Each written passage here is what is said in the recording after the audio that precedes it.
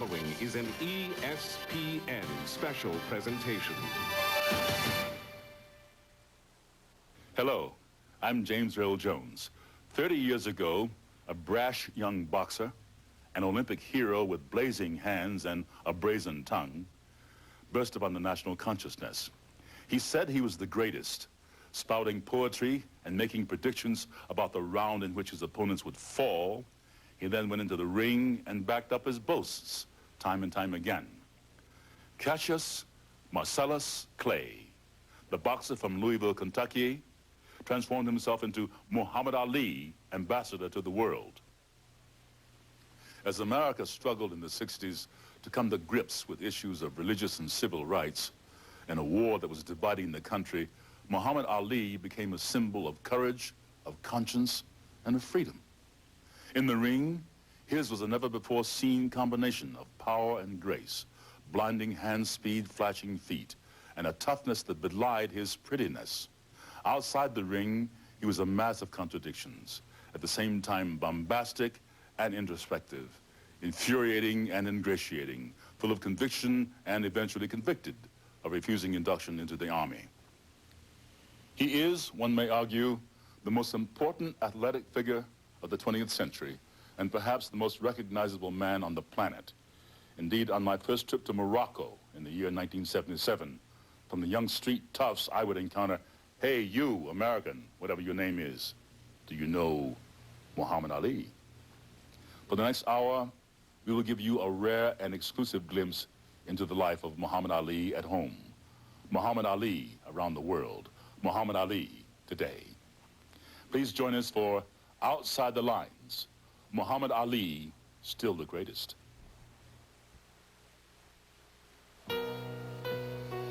Muhammad Ali may be the most widely recognized athlete in the world. He defied the government, he defied white folks, he defied black folks, he defied everything. He was the first man that I could ever say I loved without feeling strange saying it. First guy I ever saw who really said to a guy, "Am I pretty or what?" This is the greatest of all champions, Muhammad Ali. The whole world will have to bear witness that Muhammad Ali is the greatest of all time.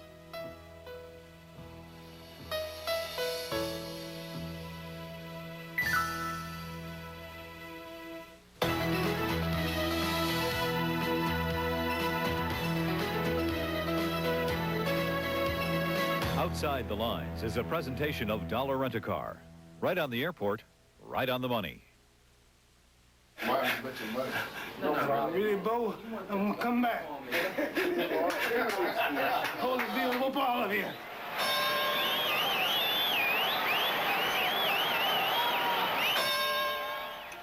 Myth number one, Muhammad Ali is very ill. I guess the most important thing to understand about Muhammad's health is that it's not as bad as many people believe it to be. Muhammad suffers from something known as Parkinson's syndrome, which is a series of symptoms: the slurred speech, the facial mask, the tremor in his right hand. And Parkinson's syndrome has a number of different causes. The most common cause is Parkinson's disease, which eats away at the cells in the brain stem that produce a chemical called dopamine. Now, Muhammad does not have Parkinson's disease. In his case, the cells in the brain stem were destroyed by repeated blows to the head. He's sick. He knows he's sick. He knows he stayed on too long. He paid the price, and he's sick. But don't feel sorry for him, because he has adjusted to that sickness. It doesn't bother him particularly. I mean, he's not one of those guys that sits around and says, "Boy, if I hadn't had this, I could do that, I could do that." He does what he's doing now, and that is, he's America's guest. He's the world's guest, because they want him all over the world to come. They don't care if he can't talk like he used to. They don't care if his hand is palsied and shakes. It's Muhammad Ali. There are no intellectual deficits. In other words, he thinks as clearly as he always did. It's a motor skills problem that affects his speech, but Muhammad can do all the things in everyday life that you or I do. He did not speak like he used to, but when Ali is excited about something, Ali can say anything he wants. The greatest of all time is making a comeback. It's going to shock the whole world. Being 51 years old, after 10 years, it would shake the world. Muhammad Ali comes back, shakes the whole world, fights 2 men in one night. Still the king, still pretty. Can you believe he's coming back, 51 years old, and dancing, shocking the world? Myth number 2. Ali is slowing down.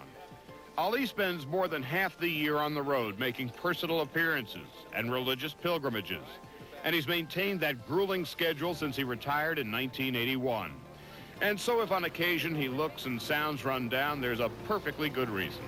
There are times when I think he must be perpetually jet-lagged. I am a healthy man in my 40s. I have traveled with Muhammad. And after a couple of days on the schedule he's on, I just can't keep up with him. I am exhausted. And people see Muhammad at a fight, and he might look awful on that particular night. But then you say, well, wait a minute. 2 days ago, he flew for 24 hours to come back from Indonesia. There is a sense of pity and sorrow from some who see Ali only at a distance, see only his outer shell, the slow walk, the shaking hands, and the slurred speech. This woman, who must have been in her late 40s, came up to him, and he sort of just looked up and nodded and shook her hand sort of limply, and she burst into tears as she walked away. And you could tell that she was crying for him.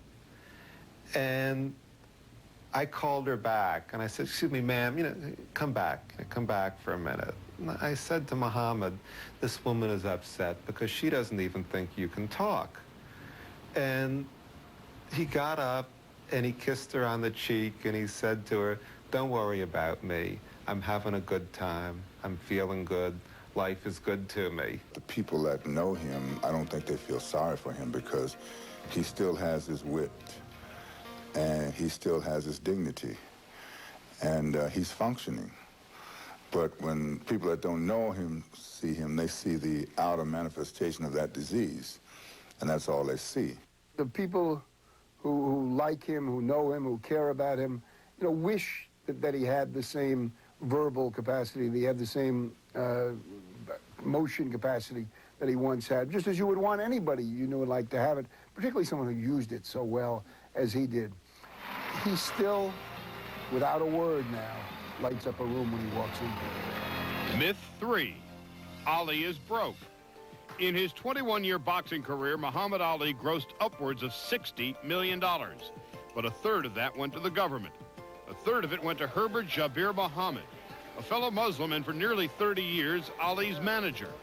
But Ali is currently suing to sever all ties with Jabir Muhammad. And the remaining third went to Ali himself, who in turn was unduly generous when he paid his entourage and expenses. Muhammad frequently forgives people who exploit him, and I could give you dozens and dozens of instances where people have stolen tens of thousands and hundreds of thousands, and in some cases millions of dollars, and he's forgiven them. Muhammad has been very badly exploited financially over the years and doesn't have nearly as much money today as one might expect for someone who's accomplished the things that he accomplished. He owns an 88-acre farm in Michigan where he lives outright. He has property at Deer Lake where he used to train. There are trust funds in place for himself and his children. And his wife, Lonnie, is a very bright woman with an MBA from UCLA. And together they're managing his finances fairly well these days. Ali's entourage, which once numbered close to 50, is now down to 3. His wife, his secretary, and his best friend. Between his real estate holdings, endorsements, memorabilia, and personal appearances, sources close to Ali say he's been earning close to $1 million a year since his retirement from the ring. It was the ring inside the Miami Beach Convention Center where Ali won the title from Sonny Liston 30 years ago. And when we come back, we begin a look back on Ali's historic boxing career. Outside the Lines is presented by Dollar Rent-A-Car. Right on the airport, right on the money. I think as a boxer, I don't think there's any question that Ali was the greatest that there ever was.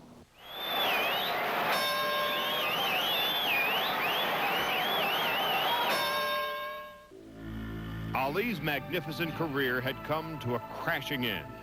This giant of a man had become another fighter who had hung on too long, battered and beaten by Larry Holmes, Mother Nature, Father Time, and Trevor Berbick. As painful as it was in the end, that's how joyous it was in the beginning here at the Miami Beach Convention Center, where typically Cassius Clay defied convention. They've renamed the hall where the 22-year-old Clay was an overwhelming underdog against a seemingly unbeatable Sonny Liston. Liston was supposed to be this bear, this monster, this criminal fighting machine who could destroy anyone. The pre-fight weigh-in was as big a show as the fight. Here was this young kid who everybody thought was going to get creamed by the mighty Doer Liston, and he's dancing around and insulting him and making fun of him and thinking, oh my God, what's he going to do? His blood pressure soared way up into like the 200s, and he was just put on the performance of a crazy man. And we all looked on in horror, so we thought he was terrified, and that all of this was a manifestation of his terror at being put in the ring with this monster Liston. And we later found out that it was all a show. He knew that Liston was not an educated person, and that he was a little bit frightened of crazy people, and he thought, if I can convince this man I'm demented, then my job will be a little easier tonight. What was most remarkable about the first Liston fight was how easy it was for Clay. He had hand and foot speed like no other heavyweight. Liston couldn't run, and he tried to hide. Sonny Liston refused to answer the bell for the 7th round. And then the minute he cut Liston's cheeks, Liston tasted his own blood. Like bullies everywhere, he quit. February 25th, 1964. Cassius Clay changes the sporting landscape forever. February 26th, 1964. Cassius Clay is no more. Muhammad Ali would defend his title 9 times over the next 3 years. Occasionally, Ali would display an ugly, mean side, like he did against Floyd Patterson and Ernie Terrell. Neither would acknowledge the name Muhammad Ali. They insisted on calling him Clay. And like Patterson before him, Ernie Terrell would pay for that oversight with his blood. I don't really hate no one, but I don't like him for his actions and the way he was acting and insisting on calling me Cassius Clay, knowing that my name now is Muhammad Ali, and I'm a Muslim, and whenever this is discussed as serious, I don't play with the religion. What's my name? What's my name? He tortured Terrell. I'll never forget the way he beat up on Terrell to make a point. What's my name? What's my name? The greatest fight I ever saw him fight. The man at his positive peak was, of course, against Cleveland Williams, when he was swift almost beyond belief. Ali's final fight of the 60s, March 1967. He knocks out Zora Foley in 7. A month later, the Army did what no one man could do: knock out Muhammad Ali. The Ali we saw against Liston and the Ali we saw against Foreman were great, but we never saw him at his best because those 3 years were stolen from him by the persecution of him for his resistance to the Vietnam War. Up next, Muhammad Ali. He changed the face of politics and religion, and it began with the change of his name. Cassius Clay was my slave name. I'm no longer a slave. Whatever the punishment, whatever the persecution is for standing up for my religious beliefs, even if it means facing machine gun fire that day, I will face it before denouncing Elijah Muhammad and the religion of Islam. I'm ready to die.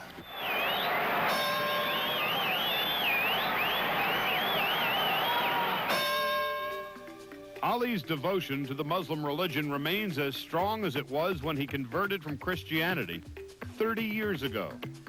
But he is no longer a member of the Nation of Islam, a more extreme sect that was seen as threatening and sinister by most of white America. The Nation of Islam was founded by a man named Elijah Muhammad in the 1930s. And it adhered to a doctrine which said in part that white people had been genetically created by an evil scientist with a big head named Mr. Yaqub, that white people were devils. The Muslim sect that Ali belonged to did not believe in integration. It did not believe in the compatible living together with the white race. Yes, I thought in many ways it was a hostile gesture on his part. As early as 1961, Cassius Clay was consumed by the preaching of Elijah Muhammad. 3 years later, just prior to the first Liston fight, there was an internal struggle within the Nation of Islam. The charismatic Malcolm X left to establish his own movement. He immediately sought out Cassius Clay to join him and leave Elijah Muhammad.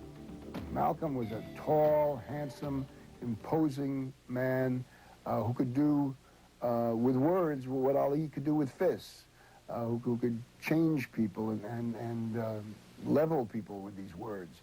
And he exerted all of his charm on Ali. He courted Ali, and I don't think there are many people who could have resisted Malcolm X's courtship. After the fight, Ali and I went into his room in a little black motel in Miami and talked for 2 hours about Elijah Muhammad. And he told me at the time he was not going with Malcolm, that Malcolm was his friend and he loved him, but he would no longer deal with him because he believed in Elijah Muhammad. The day after winning the heavyweight championship of the world, Cassius Clay confirmed that he was a member of the Nation of Islam and that he indeed had changed his name to Cassius X. Soon after, Elijah Muhammad would give him the name that he would carry for the rest of his life.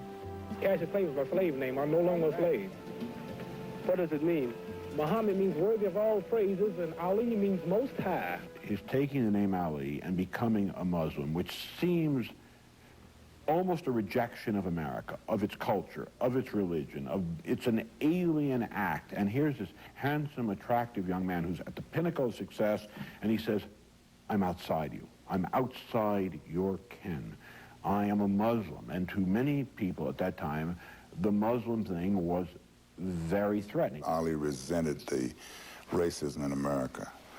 And the Nation of Islam under Elijah Muhammad gave him the ability to feel like a man. And he went all the way. And he changed his name, and he didn't hide like most people would hide. You know, they would be afraid to do that. But Ali could not escape the politics of the day.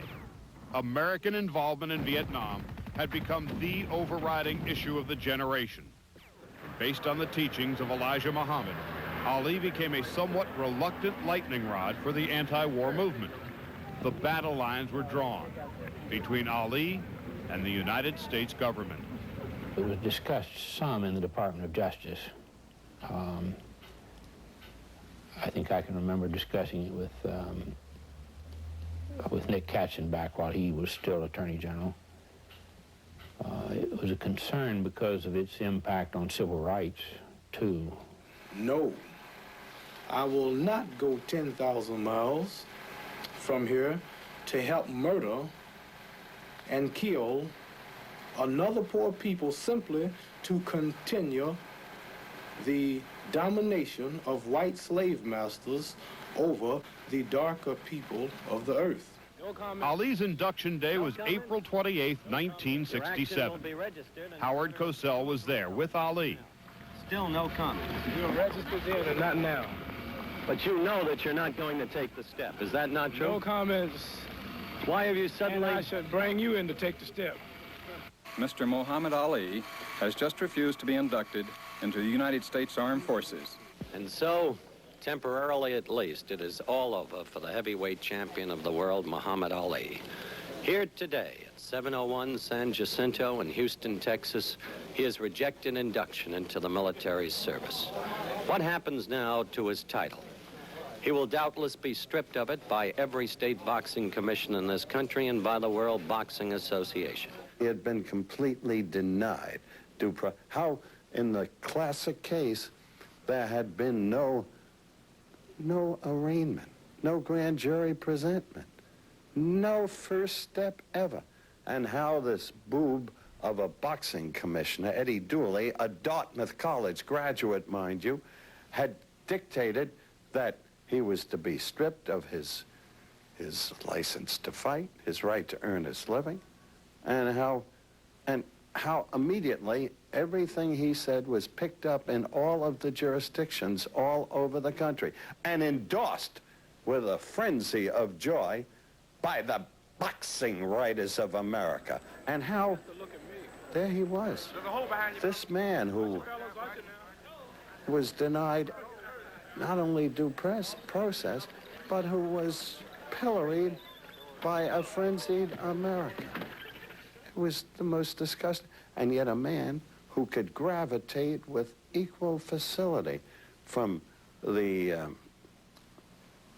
White House to the Kremlin to Buckingham Palace. I mean, this particular war, there were already questions about the war. And so they did to Ali what they could, and they took it as far as they could. It took enormous courage for him to take the stand that he did, and must have involved a quite profound personal commitment. And that's the very thing that I had always believed should preclude a government trying to force someone into military service. The heavyweight champion of the world, Muhammad Ali, and he was saying that he was not going, that he could not in good conscience go and fight in this war because it is a war that he considers unjust, and his conscience will not allow him to do it. Now, certainly, I would endorse that, I would justify his action, and I would give him my strongest support in his doing it. Believe enough men to defy draft, give up $20 million in earnings, and take a chance on going to jail 5 years. 2 months later, in Cleveland, Jim Brown organized a meeting of prominent black athletes to gather support for Ali's anti-war, anti-draft position. I got a call from Herbert Mohammed, who was Ali's manager at the time. And Herbert was benefiting from Ali fighting. And Herbert decided that if Ali went in a service, that he'd be in, in special services, and that he could fight in the army and serve his time and still fight. But Herbert was the son of Elijah Muhammad. And he called me and said, is there any way that you can see if Ali would go into service? Because I can't say it because I'm a Muslim and Muslims don't go into service, but the army will make a deal with us if, Ali will go in. So Ali came in the night before, and I talked with him. I didn't tell him about Herbert. I never told anybody about Herbert. But I talked to him, and I knew that he wasn't going into the service, that he was convinced because of his religion, et cetera, et cetera. Today, Herbert Jabir Muhammad admits initiating that meeting with Brown, but he denies asking Jim Brown to suggest to Ali about going into special services. The greatness in Ali was in what he did politically. His willingness, whether you agreed with him or not, to act in those precious moments given to him for his career, to act upon conscience. And he did that, and he made a difference. Ali's conviction for draft evasion was overturned unanimously, with one abstention, by the Supreme Court in 1971. He had won his religious war against the government. In December of 1993, Ali was honored in Los Angeles along with civil rights pioneer Rosa Parks for their longtime work on behalf of African-American achievement. Ironically, as intimately involved as Ali has been in various political movements over the years, he has never voted in an election.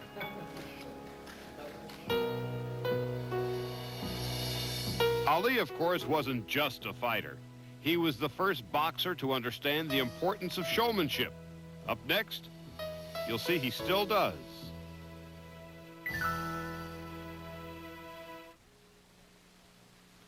He He was a star probably from the day he was born.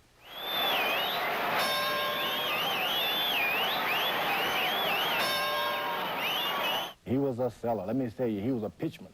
He knew from the fact that you could be a good fighter all you want, but if nobody's paying any attention to it, you just was not going to do good business. Give me Joe Frazier and George Foreman the same night with no rest between them. I want Frazier first because he's a little tougher. He takes a better punch, I think, and he's harder and he don't get tired. Only 10 rounds, not 15. 10 rounds with each man. I want Frazier first, whether I knock him out, decision him. Then I want Foreman to come in second. The man that beats me, if he's lucky, he's the champion. Joe Frazier is in trouble. I predict he will not stand a chance getting in theaters. He's the only one in the world that not only thought of a gimmick, but did it with such flair and so much comedy and without evil intention. You know, it was just making fun of somebody. Schoolyard stuff when you were a kid. But he seemed to know how to get under the skin of these big, tough guys. Sit down, Joe. Why you think I'm in? Sit down, Joe. Huh? Sit down quick. Why you think I'm in? The brothers are here. You doing this too? No. Sit down quick, Joe. Well, we're having a scene, as you can see, and it's hard to tell whether it's clowning or for real between the two fighters. This kind of thing has been going on all along in terms of promotion of the fight, and this time it seems to be for real, because Joe Frazier is really angry. Muhammad called him ignorant, and he's really angry. The first minute I can see a good hook and a right cross. Yeah. It's all over. The fight might not go 2 minutes. Wherever I go, all I hear is Larry Holmes. Made me sick. Holmes, wherever I go. You gonna fight Holmes? You gonna fight Holmes? What about Holmes? What about Holmes? When you gonna meet Holmes? Are you dug at Holmes? I got tired of that Holmes stuff. So I said, give me Holmes. Holmes. As if Ali didn't have enough of a legacy, he also made trash talking an art form. I come from lower economic neighborhood, and he brought out what was really a guy who was woofing while he was winning. You play a certain card and you talk to the guy you're playing with. And that didn't bother me at all. And the word in the neighborhood, of course, is if you're going to talk like that, then you better back it up, which is actually what he did.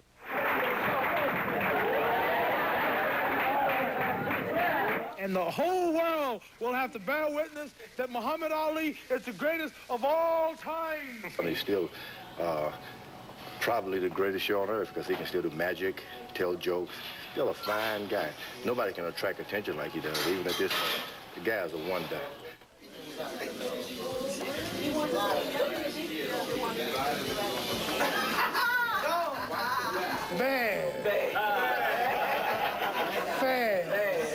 You realize he's a living legend. And thank God he's around. I mean, he's not our guy that we know from before, but he still exists. The mind is sharp. He's glib. He loves to entertain. His tricks, with that phony thumb and everything, a levitation trick. What the hell? He's magnificent. Forget about it. Ali's performances now are not in front of 20,000 people at a pop or millions. Instead, they're with individuals. Who's that talking that trash? You're the greatest, man. The greatest of all time. Legends don't get old, right, Ali? Tough trash. That's right. You got our heart on fire. You ain't dumb as you Only look. people scared to say it, but I ain't scared. You ain't dumb as you look. Somebody said that Tyson would beat you in your prime. Nigga, please. Man, I told him they was crazy. You gotta beat that woman first. So we ain't worried about Mike. I had a customer came in here. He said Mike Tyson would beat Ali. He would beat Ali's body up bad. Okay, that's what he said, champ. Yo, Tyson, I was about to fight him right here. You know, I mean, I was about to do him. You call me a nigga? No. She says you're bigger. More than 30 years have come and gone, and one thing about Ali remains the same. He never met a camera he didn't like, and no camera ever hit him back. How much this cost me?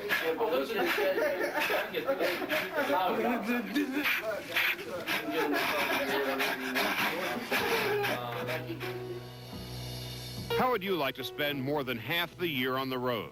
Ali does, and he's still the Pied Piper wherever he goes. That's next on this special edition of Outside the Lines. There's no doubt that Muhammad is a citizen of the world. He could go into a hut in the center of Africa, or a marketplace in South America, or a village in Southeast Asia, and the people would look up and point and say, Muhammad Ali.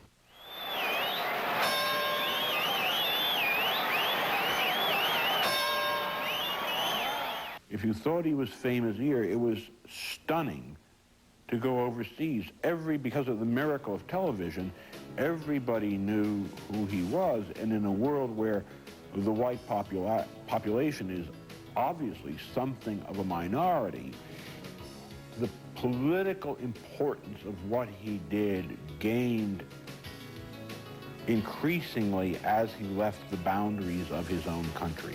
He was politically very potent overseas in what is predominantly a non-white world. Muhammad Ali lives in the pain of the world, and he feels the pain, so you're never surprised to see him go anywhere and try to do anything if it'll help others. Muhammad Ali is the goodwill ambassador to the world. In 1980, Ali, the American, was recruited by Jimmy Carter to help gather support for the Olympic boycott. In 1993, Ali, the Muslim, shuttled between Iran and Iraq in hopes of negotiating the release of 25,000 prisoners of war. In 1990, Ali, the American Muslim, helped negotiate the release of 15 American hostages held in Iraq. I'm not going to let Hajj Muhammad Ali go back to the United States without having a number of the American citizens here accompanying him. Wherever Ali goes, there are always people, even world leaders, accompanying him. Ali is clearly focused in the crosshairs of attention, whether it's the biggest cities or the deepest crevices on the globe. We was in Beijing, in the rice fields, just to, out sightseeing. And so we got out the car, and the little old lady in the rice field looked up.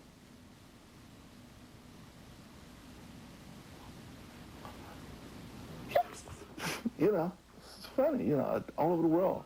Ali, I think, is the most recognizable face on earth. As if Ali's world travels needed any further documentation, in the past year alone, his visits have included China, Turkey, Great Britain, and for the first time, Muhammad Ali ventured to South Africa, where the crowds were warm, loud, and large. Up next on Ali, Still the Greatest, you'll see the artist at work in his prime.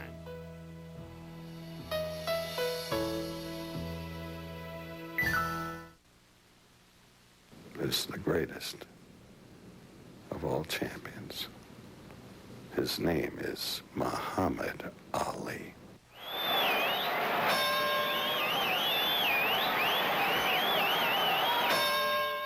So you imagine any athlete not playing his sport for 2-3 years. It's almost impossible to come back. Hardly anyone does. Do you think Michael Jordan can sit out 3 seasons and then come back and play in the NBA? October 1970. Ali returns to the ring after a 3.5-year layoff. After a couple of tune-ups, Ali Frazier 1 is signed. It would be perhaps the most eagerly anticipated sporting event of the century. The first time in heavyweight history that 2 undefeated champions would fight for 1 title. Ali had that fight won through 10 rounds. And Frazier connected with a left, and I knew that he had really connected. But then finally, another left, and it was over. And I felt deeply for Ali. Instead of being deflated by the loss to Frazier, Ali was energized. Over the next 3.5 years, he fought 14 times, an astonishing 171 rounds. He suffered a broken jaw and his second professional setback against Ken Norton. But after winning a rematch from Norton and Frazier, Ali was in line for a title shot with the young, ferocious, and undefeated George Foreman, who had knocked out his 8 previous opponents in 2 rounds or less. The site, Kinshasa, Zaire. I predicted after 8 good rounds, it'll be obvious that he's dead tired. He won't have no more after 8. The only time I was ever absolutely convinced he was going to lose was to George Foreman in Zaire. It was so brilliant the way he did it, because believe me, when he came back to the corner, everybody screamed at him, "Get off the ropes!" And he just quietly said, "Shut up, I know what I'm doing." But here Ali is, and you I mean, I turned my head. I said, "Oh man, don't do that," because I didn't want to see him lose. Punches on the arm weren't hurting, punches on the glove weren't hurting. He wasn't getting hit. George thought he was killing him, but George was getting tired. He ended up hurting this man whom no one thought could be hurt, beating this man, knocking out this man who at that time looked as unbeatable as Sonny Liston had looked. And then that fight in Manila, I think, is the most terrible fight that's ever been held. I think in many ways it ruined both of them. It was almost life and death. The fact that you had the feeling that you're a whisper away from death. Every new round, there was another knot, another cut, another lip coming out. I mean, Joe just looked like a mess. And after the 14th round, I just thought, we're in danger of killing him. If they don't stop this thing, I don't know what they're thinking about. Muhammad imposed his will on Joe because it looked for a time like either guy was going to fall. But then Muhammad had that little extra, that's something special. That's what makes a champion. He is tough. He's a great fighter. When you see him in eyes, always be a fight. That's a promise. Ali was never the same after Manila. The skills were evaporating. February 15th, 1978. Leon Spinks, in only his 8th professional fight, beat Ali and took his title. 7 months later, Ali, now 36, took it right back. For an unprecedented 3rd time, Muhammad Ali was the heavyweight champion of the world. We wouldn't know how great Muhammad Ali was if it weren't for the fights with Joe Frazier. I mean, Ali belittled him and made fun of him, but in the end, Frazier brought Ali to his greatest moments. 20 years after the thriller in Manila, Ali and Frazier occasionally appear together in public, but practically never in private. While Ali is fond of smoking Joe, from Frazier, there is little warmth. Any great memories about Ali? I have great memories of everybody. I had 100 fights, so therefore, one man don't put it all together. It takes a group of men to get it right. Ali rarely attends fights anymore, but when he attends a boxing function, Ali remains the man. He's simply the greatest. I've been covering sports for 40 years, and there's no contender to who dominated those 40 years. I mean, he was the champ at the beginning, and he's the champ now. There's no second place. Next on Outside the Lines, kidding around with Muhammad Ali, who keeps all of us forever young.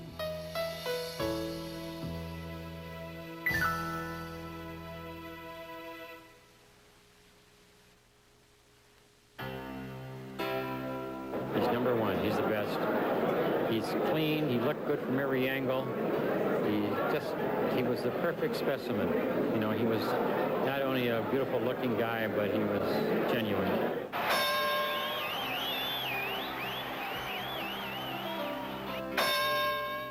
Ali was the darling of undergraduates all across the country. He used to, when he was barred from being in the ring, he made talks at colleges from coast to coast, and college students loved him. He was a major hero on most campuses. Those college kids of the 60s are middle-aged today, and as much as they respected Ali as a fighter, they loved him as a rebel and a man of conviction even more. He was one of their own. Yeah. Ali was a child of sunshine. I mean, there was a lightness to him, a gift of laughter. And I think that made people happy. I mean, I think you remember Ali and you remember when you were younger. Another reason for Ali's lasting appeal is that he has forever been a little kid trapped inside a big man's body. Once upon a time, there's a big bad monster. This monster went to school, saw the children, and the monster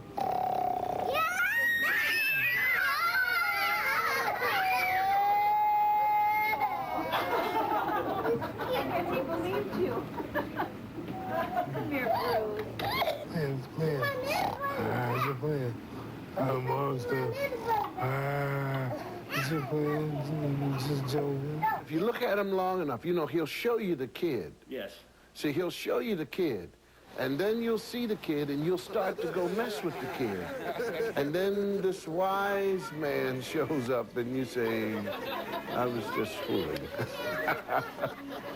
Ali, now the father of 9 children, has been in our mind's eye for nearly 35 years. It's almost as if he's a member of the family. Everyone's family. He was somebody, he was more like he was your cousin or the younger brother that you never had or something like that. You always felt personally connected to him by blood or to the heart. He was the first man that I could ever say I loved without feeling strange saying it. Brings tears in my eyes to see you. Oh my gosh, all my life has looked at you. You look great. Nice to see you. I want to cry. God bless you. Ali's appeal is such that he's a hero, even to today's heroes. Please take this picture. Please take this picture. This is a legend. This is a legend. Where we at? Right here. Come this way. Knock you out. It's not the least bit unusual for Ali fans to make a pilgrimage to see their idol. Where'd you come up from? From New York. We came, we learned Muhammad was going to be here. And we learned at 3:30 in the morning, and by 4 o'clock we were on the road. And we've been here since 9 o'clock in the morning. No, you crazy. He's crazy. Muhammad, you're worth it. There have been sports figures who have rivaled Ali's popularity. Babe Ruth was the most charismatic athlete of his time. But Muhammad Ali's appeal may very well make him the greatest of all time.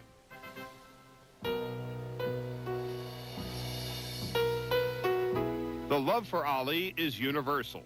And when Outside the Lines continues, tributes to Ali, still the greatest.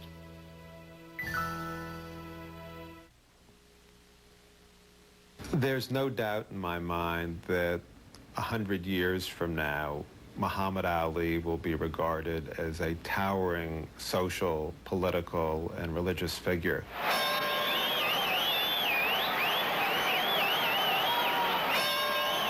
He defied everything. He defied the government, he defied white folks, he defied black folks, he defied everything. He took chances that nobody took.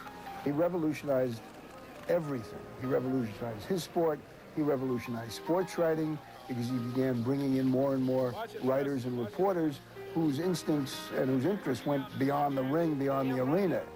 Because with Ali, you could do that. You could see so much more in Ali. You could see not only his political feelings and leanings, but you could also see what he meant to so many people, what a symbol he had become. There were a lot of pale imitations, people who tried to take his cue and couldn't pull it off. He was an original. He was a natural. He didn't blaze a path that others followed. I think it was his path and his alone. Muhammad Ali, I love you. Can I have a hug, please? Thank you. All right. Oh, isn't that sweet? All right. Just the fact that he has this aura of love and caring about him. This is a very special man. I don't think there's ever been anybody like him before, and I don't think there'll ever be anybody like him again. I always said one day I'll be retired and all this will be over and I'll be an old man. Now, all of a sudden, this is that day. I'm retired, 3-time world champ. Now I'm ranked as the greatest fighter of all time. Muhammad Ali may be the most widely recognized athlete in the world. He captured the imagination of the world with his distinctive fighting style and with the exhilarating fights he took to places all over the globe. And he's a man who has unfailingly stood by his principles and his beliefs. It was written of him that he spoke of God before his fights. He spoke of man. He spoke of hungry children. He cared about the sick and the old. He raised the game to drama, and because he stood for something greater, the people who climbed upon their chairs for him felt it. They stood, too, for something greater. Congratulations, Muhammad Ali.